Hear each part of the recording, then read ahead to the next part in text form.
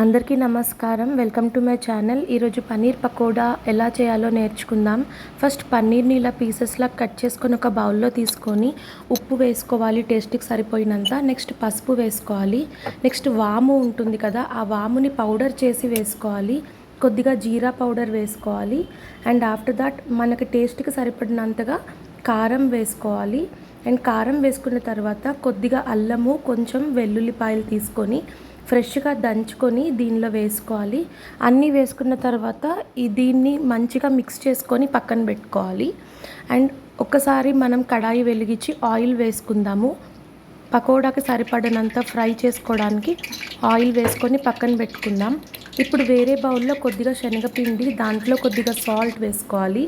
And ఇక్కడ కారం కూడా వేసుకుంటున్నాం. పసుపు వేసుకొని ఇక్కడ వాటర్ చూపించినంతగా థిక్ బ్యాటర్ అనేది మనం రెడీ చేసుకోవాలి. మంచిగా మిక్స్ చేసుకోవాలి లంప్స్ లేకుండా.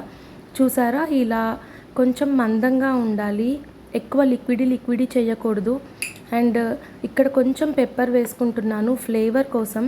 పెప్పర్ వేసుకున్న తర్వాత దీన్ని మంచిగా మిక్స్ చేసుకోవాలి బ్యాటర్ని. అండ్ ఇప్పుడు మనం ఏం చేస్తామంటే, ముందుగా మనం కలిపి పెట్టుకున్న పన్నీర్ పీసెస్ ఉన్నాయి కదా, ఇది శనగపిండిలో డిప్ చేసేసి ఆయిల్లో లో ఫ్లేమ్లో కుక్ చేసుకోవాలి. హై ఫ్లేమ్లో పెడితే మాడిపోతాయి. చిన్న స్పూన్తో ఇట్లా మధ్య మధ్యలో మనం మిక్స్ చేసుకోవచ్చు. ఒక్కసారి గోల్డెన్ కలర్ వచ్చిన తర్వాత ప్లేట్లోకి పక్కన తీసుకోవాలి. అలా రిమైనింగ్ పకోడాస్ మొత్తం మనము నెమ్మదిగా ఒకదాని తర్వాత ఒకటి శనగపిండిలో మిక్స్ చేసుకుంటూ వేడిగా ఉన్న ఆయిల్లో లో ఫ్లేమ్ మీద కాల్చుకోవాలి. అంతే, పన్నీర్ పకోడా అయితే రెడీ అయింది. ఇక్కడ పిక్చర్లో చూస్తున్నారు కదా ఎంత బాగుందో, లోపల కూడా బాగా కుక్ అయింది. Thanks for watching.